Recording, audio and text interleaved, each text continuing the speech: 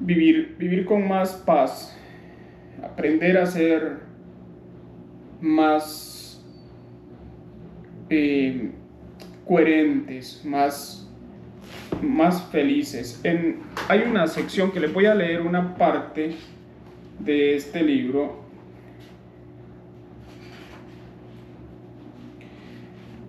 Me llamó mucho la atención esta teoría porque muchas veces suceden de todas formas. Miremos esta. Roy, no somos solo un cuerpo. Cuando Roy llegó a nuestra unidad tenía 72 años, bien vividos hasta pocos meses antes de su ingreso, cuando le diagnosticaron un cáncer de pulmón. Era un hombre entusiasta, animoso, con energía, que había vivido con plenitud. Le gustaba bromear con su humor inglés.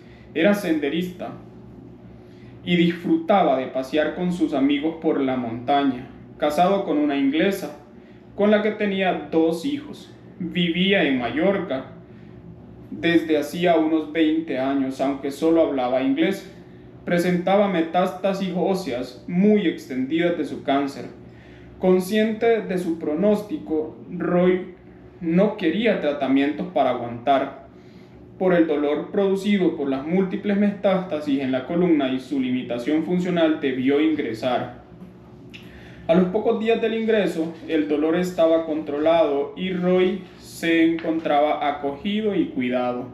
Nos comunicó que sentía tener un espacio de respeto y atención.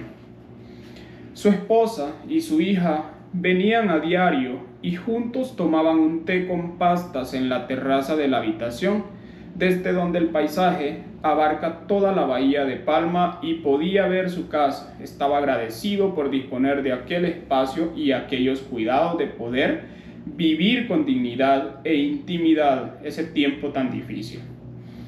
La enfermedad progresaba y la afectación vertebral cervical produjo una parálisis desde el cuello, una cuadriplegia que le impedía llevarse la mano a la boca, por lo que las auxiliares debían darle de comer, afeitarlo.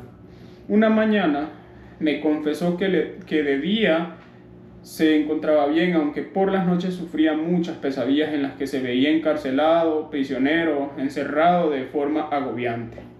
Reflexionamos sobre el hecho de que su cuerpo estaba fallando y lo mantenía así. Su cuerpo se había convertido para él en una cárcel. Le recordé que él, además de un cuerpo, tenía un interior. En su interior y en su conciencia, toda la experiencia de su vida, toda la memoria de las excursiones a la montaña, donde era libre, y que su valor como persona, su consistencia y su dignidad no se basaban en el funcionamiento del cuerpo.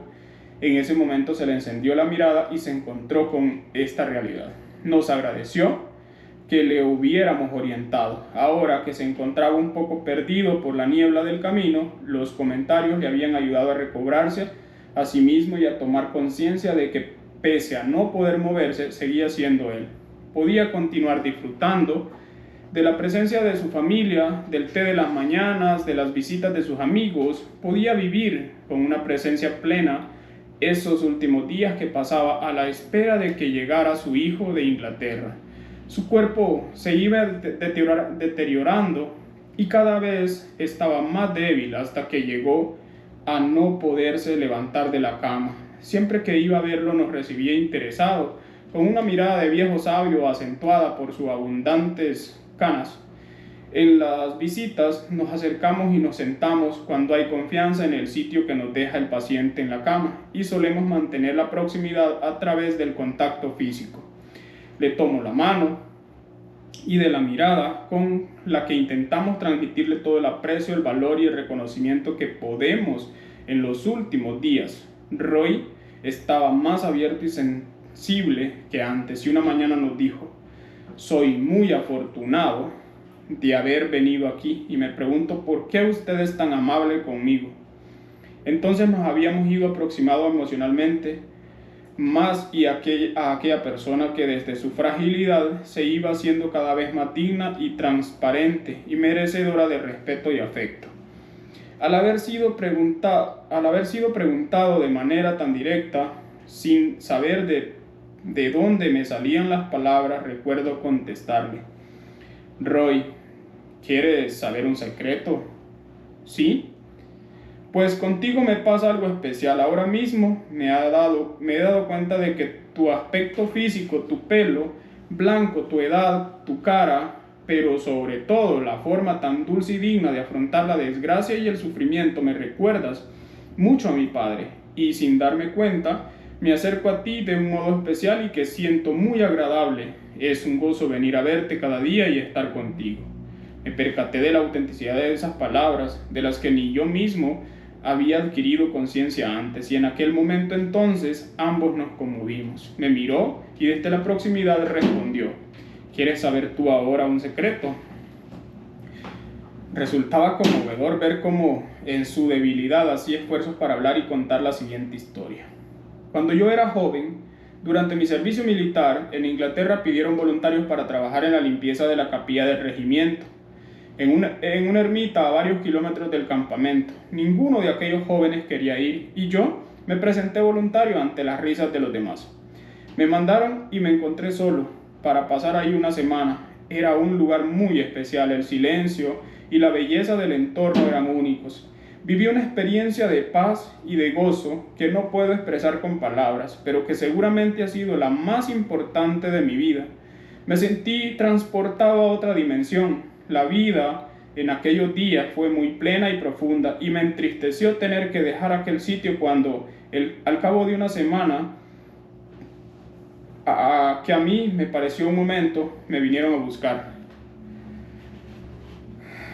Esa experiencia no se la he contado a nadie, la he guardado siempre en mi corazón y es la que me da la confianza de saber que aquel sitio existe y que ahora, cuando acabe esto de la enfermedad, es a donde voy a ir.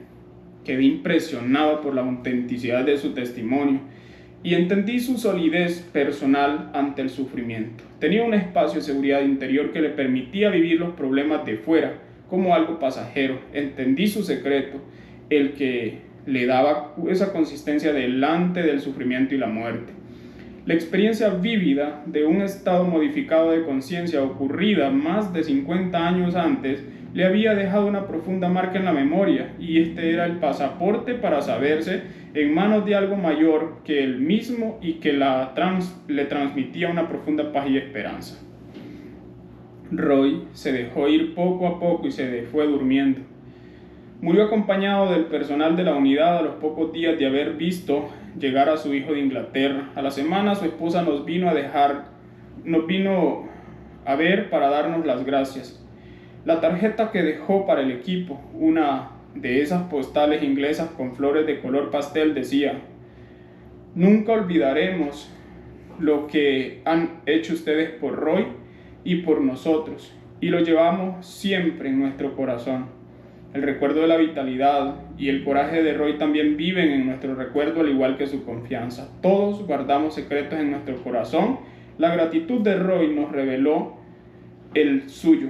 Por otro lado, pocos vivimos experiencias fundantes. Lo que Abraham Maslow, el padre de la psicología humanista, llamaba experiencias cumbres, en las que se disuelve nuestra habitual percepción limitada de la realidad. Accedemos a estados de conciencia transpersonales y vivimos la unidad con el todo. Dichas experiencias transforman al individuo por haber extendido de forma innegable que la vida es más que lo que percibimos y que morir es solo un cambio de nivel de conciencia. Roy lo sabía y por eso estaba sereno. Una muy bonita historia. Ahora les voy a llevar a una historia diferente de dos personalidades, porque era lo que quería unir en esta historia. Voy a intentar unirlo. Y dice así: Miguel, una mala persona es alguien que no se conoce. A veces mi equipo se reía con mis teorías, como cuando les insistía en que las personas somos buenas por naturaleza, aunque lo hubiésemos olvidado. Y para resumirlo, decía: un hijo de puta es una persona mal informada de sí misma. Y si lo tratamos como buena persona, es posible que se llegue a comportar como tal. Otra frase que les hacía gracia era: estamos aquí para que la gente muera sana, íntegra, habiendo cerrado bien el proceso de vivir, haciendo las paces con su propia historia, y para ello debe conectar con ese fondo sano y amoroso que a todos nos sostiene por dentro. Miguel nos ayudó a verificar de forma empírica ambas teorías. Se trataba de un paciente ingresado en otra planta del hospital, conocido por lo conflictivo y desagradable que era. Gritaba, insultaba y a veces escupía a las enfermeras. Era enfermo de SIDA en etapa avanzada, con antecedentes de drogadicción por vía parenteral. Era etílico, un marginado social y tenía tuberculosis. Un día debió trasladarse al hospital de agudos de referencia para el drenaje de un absceso. Allí montó otra escena de gritos y otros pacientes se quejaron. Salió una noticia en el periódico local en la que hablaba del maltrato. Al ir a trasladarlo de nuevo a nuestro hospital, en su antigua planta no tenían camas y como era un paciente con mal estado general, se decidió traerlo a paliativos. Esa mañana un auxiliar me dijo: ¿sabes, Enrique? Nos van a mandar a este hijo al que nadie quiere. Y le contesté: bien, vamos a probar nuestra teoría sobre las malas personas.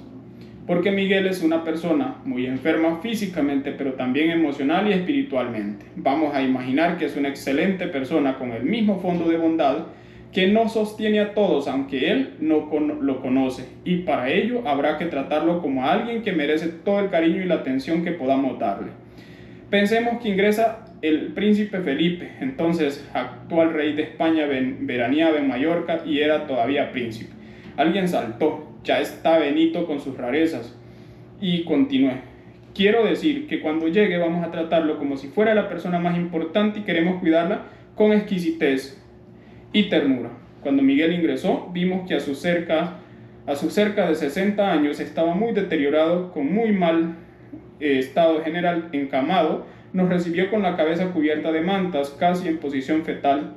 Antes de entrar, nos habíamos preparado para una intervención difícil y fuimos un equipo selecto: enfermera, psicóloga, auxiliar, trabajadora social y yo. Entramos todos en la habitación, nos acercamos al paciente y empezamos con un buenos días. Soltó un gruñido desde debajo de las sábanas. ¿Cómo te encuentras?, siguió refunfuñando. Imaginamos lo difícil que ha sido el traslado del otro hospital. Continuamos: te hemos traído un zumo y queremos saber si tienes dolor y necesitas algún calmante. Al cabo de un rato de insultos y de ver que no nos tomábamos en serio sus groserías y que seguíamos ahí con actitud de interés, debió de pensar: ¿pero estos no saben que soy un animal? Asomó la cabeza y nos miró, y debió de sorprenderse de tanto interés. Siguió refunfuñando, mientras nosotros manteníamos la actitud de cálida acogida a aquel príncipe, que no sabía quién era. Sin exagerar, pasó más de media hora en la que íbamos aceptando sus insultos y devolviéndole nuestro respeto y afecto. Fue una entrevista larga que voy a resumir. Ante nuestro reconocimiento y respeto, que quizá nunca había experimentado, poco a poco fue dejando que le pusiéramos un calmante. Debió de empezar a sentirse mejor. Al cabo de otro rato, se dio media vuelta y me permitió sentarme en la cama cerca de él. Empezó a contestar con monosílabos a nuestras preguntas. Y en un momento concreto, mi intuición le dije: por favor, háblame de tu madre. Él, refunfuñando, contestó algo que entendí como con toda la dulzura con la que se puede cuidar